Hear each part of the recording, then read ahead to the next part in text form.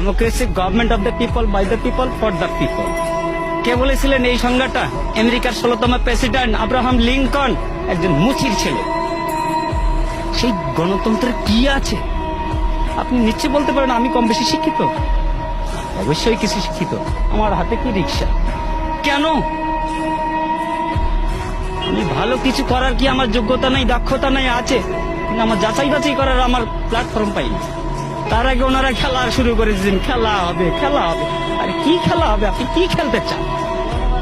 কি খেলতে চান? আমরা তো এই দেশের জনগণ, সাধারণ মানুষ। আপনি আমাদের কাতারে আসেন, তারপর খেলা কাকে বলে আমরা খেলবো। আপনিও খেলেন। দেশ স্বাধীন হয়েছে, এই স্বাধীনতার দলিলটা কার কাছে আছে? দলিলটা কার কাছে আছে?